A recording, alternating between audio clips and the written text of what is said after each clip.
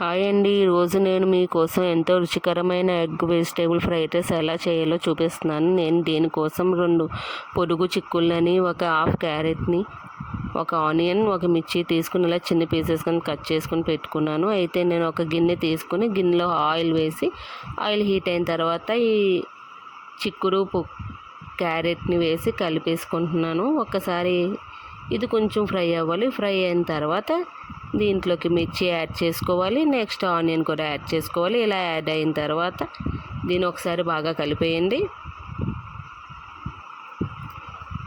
ఇది కొంచెం బాగా ఫ్రై అవుతుంది. ఇలా ఫ్రై అయిన తర్వాత దీంట్లోకి ఎగ్ అయితే యాడ్ చేసుకోవాలి. ఇలా ఎగ్ కూడా వేసిన తర్వాత దీన్ని కొంచెం బాగా కలపాలి. ఇది మొత్తం అంతా పచ్చి స్మెల్ పోయేలాగా మొత్తం అంతా కలిపేసుకోవాలి.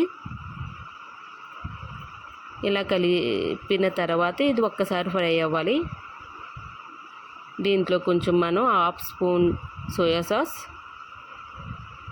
రుచికి సరిపడంత సాల్ట్, ఒక స్పూన్ గరం మసాలా, ఒక హాఫ్ స్పూన్ కారం అయితే వేసి కలిపిన తర్వాత లాస్ట్లో కొంచెం కారం వేసి కలిపి 2 కప్పుల రైస్ అయితే ఇలా యాడ్ చేసుకోవాలి.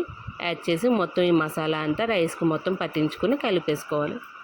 అంతేనండి, ఎంతో రుచికరమైన ఎగ్ వెజిటేబుల్ ఫ్రైడ్ రైస్ అయితే రెడీ. లాస్ట్లో కొంచెం గరం మసాలా కూడా వేసి కలుపుకున్నామంటే మనకి గుడ్ టేస్ట్ అయితే వస్తుంది. అంతే, పిల్లలు చాలా ఇష్టంగా అయితే తింటారు. మనకి ఇది ఎంతో ఈజీగా 2 మినిట్స్లో అయితే అయిపోతుంది. కొత్తగా నా ఛానల్ ఎవరైనా చూస్తున్నారంటే కనుక ఒకసారి సబ్స్క్రైబ్ చేయండి. నేను చెప్పిన ఈ వెజిటేబుల్ ఎగ్ రైస్ని మీరు చేసుకుని ఒకసారి నా కామెంట్ బాక్స్లో ఎలా ఉంది చెప్పండి ప్లీజ్.